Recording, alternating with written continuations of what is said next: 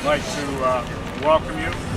We're obviously not in our normal location of City Council chambers, but out at a particular site, which I think is very welcome news to certainly to Councilor Terri Adams, but also to the neighborhood, and I think ultimately the community as a whole. We have a very important demolition going on here at the former Davidson Enamel plant on Kibbe Street, and been working for quite some time in order to try to facilitate this happening. So I want to call Public Works Director Howard Elstro up to tell us about the demolition that's going on here and what we hope it will lead to. Take this opportunity to talk about the demolition that's occurring behind us. This is the EDCO complex, and the owners, Jerry, Barry, and Sam Edelman, are proud to announce that they have commenced demolition work on this 11-acre industrial site. Demolition, which is being conducted by Ben's Construction, is removing 235,000 square feet of steel buildings which have been previously used as the Davidson Enamel works and have been used as storage for probably the last 2 decades for EDCO's tool and supply business, which is still operating here and will continue to operate here. However, once the 235,000 square feet of building is removed, the site will be cleaned, and it will be reused or able to be reused for future manufacturing endeavors. The Edelmans have been in contact with Allen Economic Development Group. They are actively looking for manufacturing entities wishing to establish themselves in Lima. So this is a good thing for our community in that the rundown, blighted, expended buildings are being removed. The site will be prepped, ready for a new manufacturing entity to come in, operate here, help with the economic base of Lima, as well as create jobs for the Lima residents and Lima community. The project, the demolition project behind us, is about halfway complete at this point. All of the materials which are being taken from the building as way of contents, as well as the building themselves, is being recycled. So it's a very meticulous effort that Ben's Construction is doing, and we're certainly proud of the Edelmans for taking this step and reinvesting in this neighborhood and in the manufacturing efforts by Lima and Allen County. Thank you. I would just mention, you know, we often go out to a greenfield site and then we have to install all of the infrastructure in order to make a fresh site accessible for business and industry. Here, the infrastructure is already in place. We have rail access, we have highway access straight out Kibbe Street. We've got water and sewer on the site, as well as a sizable location where a significant business could locate. So we're anxious to see the site cleared and the marketing of the site begin. Would also like to introduce Councilor Terri Adams. She is the 5th Ward Councilor and has been very focused in communicating with my office for the last couple of years on this because of your interest in the neighbors and your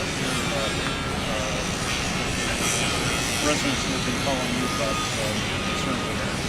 Thank you, Mr. Elstro. I just want to thank the administration and the owners of the property for finally taking this step.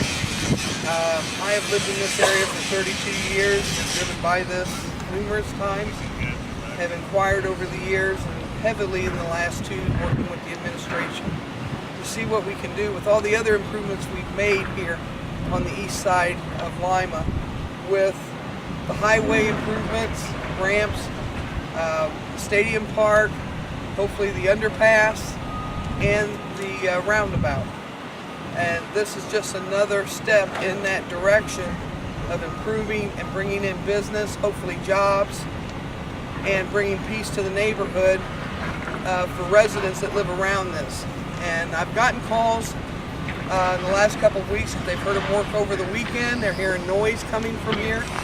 And they said, is it really what we think is happening? I said, yes, but it's not quite official yet. I was waiting on the news conference. So again, thank you to the administration, Mr. Elstro. And we thank you for all your support of our department to push these projects forward.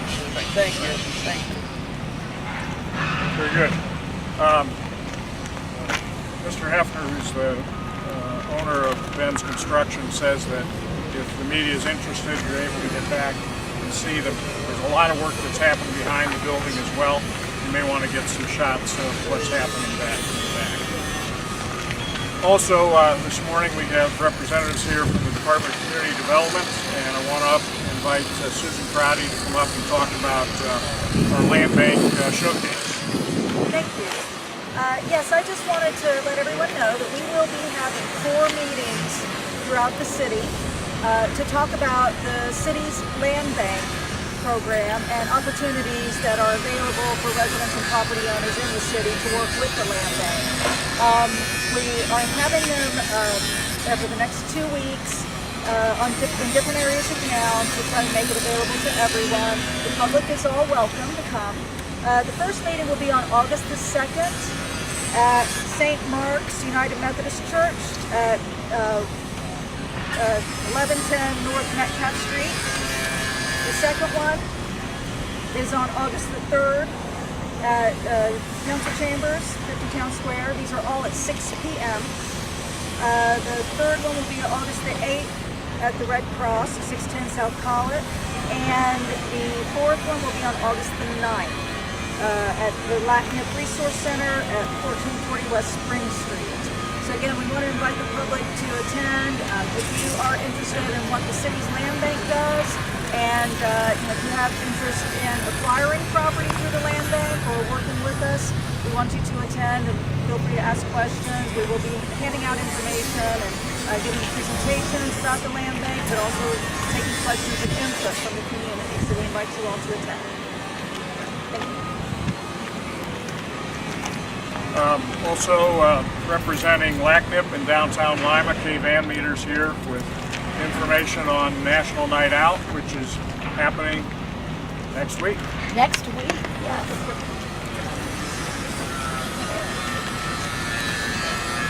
Again, my name is Kaye Van Meter. I am representing LACIP and Downtown Lima, Inc.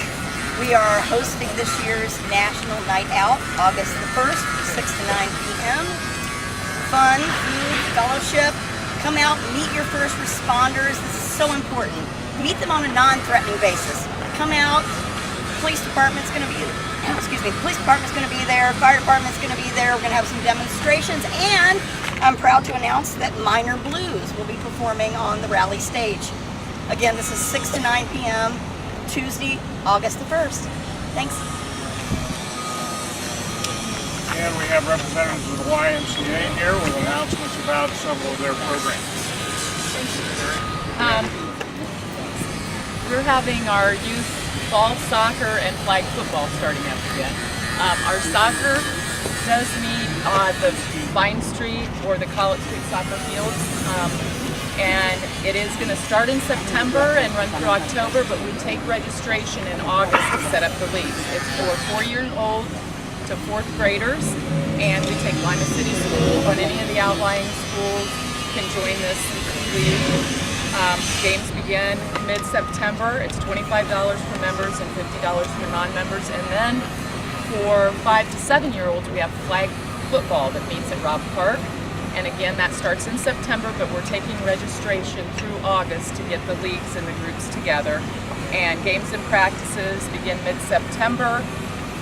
And people can sign up for these programs at limaymca.net online, or just come into the Y and pick up forms and they can sign up at the Y. And also CJ Hernandez is going to talk about our triathlon coming up August 6th at Ottawa Metro Park.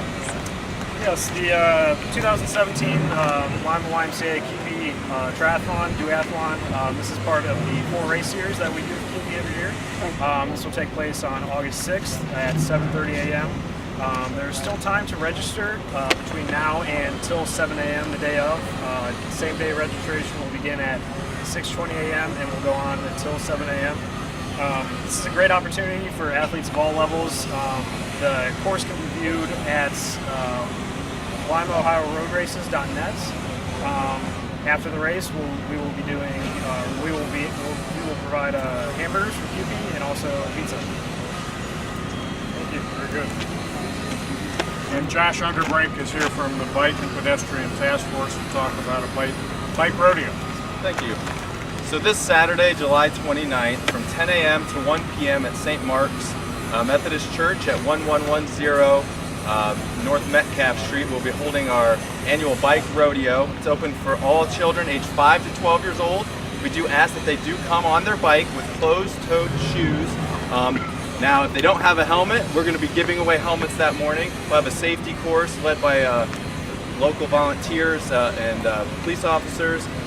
We do have refreshments, door prizes, and a lot of fun. So the kids will get some good lessons on proper bike safety, hand signals, and how to navigate their bike. And we also want to make sure that people are encouraged to stop by. Crankers will be there doing bike safety checks. So even if your child is an expert bike rider, maybe they haven't been riding much this summer, you just want to get a refresher on some of the rules of the road, make sure that their bike is properly functioning and that they have the right type of protection for their head. It would be a great time to come on down. There's no registration required, and it's free and open to all in the community. Thank you. Lastly, I want to invite Mike Caprella, Utilities Director, up. Saturday morning, whether you were awake or not at 5 o'clock, you likely were awakened by a severe storm and lightning. And that lightning did us some damage. And the damage occurred out at the wastewater plant. So Mike is here to describe the work that's been done over the last several days to get things headed in the right direction and dealing with the damage that did occur as a result of that storm. Thank you, Mayor. After all the good news, this is not good news. About 4:50 a.m. Saturday morning, during the middle of the thunderstorm, a lightning strike hit the wastewater plant, and it took out our main switchgear. Well, the main switchgear is what transmits power to all parts of the plant. Well, when the main switchgear went down, we have backup pumps that supply power to the plant, but those pumps would not switch because everything was locked out due to the lightning hit. So the plant was without power for approximately 5 hours with no power. I mean, we were just pretty much dead in the water. We have some emergency generators, some large emergency generators, which we got on and was able to get a couple of our final pumps and a stormwater pump running on temporary power so we could dewater that plant. During this whole time, with all the water coming into the plant, there's no way to get it out. Now that plant sits kind of in a low spot. It's almost like it's in a bowl. So, and we had probably 3 inches of rain during the 2 hours preceding this. So there was a lot of water coming into the plant, no way to get it out. We had major flooding in the plant. It's not just surface flooding, but we have a lot of substructure and a lot of pumps and switches and gears and all kinds of electronic equipment below grade level, but we're totally swamped in water and for a long period of time. It took us a short time. We were able to get treatment back online, but we have major damage. We have a lot of temporary pumps and generators going right now to keep that plant going. We have, excuse me, large portions of that plant are still without power as we speak.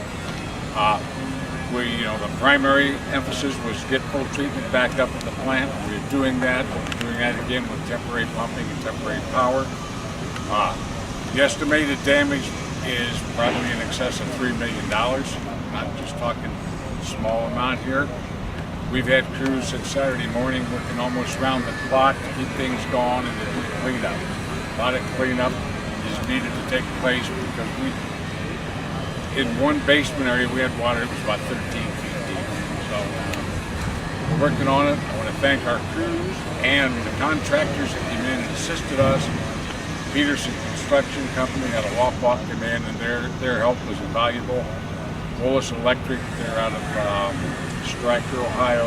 They're very familiar with electronics at the plant, and the help that they've given us has been tremendous also. So we're working on it. It's going to be a long-term fix, and that's all I have. Some of the work that's involved is taking out major pumps, sending them out to be rebuilt and dried out. There's about 100 pumps and gear that are being removed. Switch gear that needs to be completely rebuilt. We also have been in touch with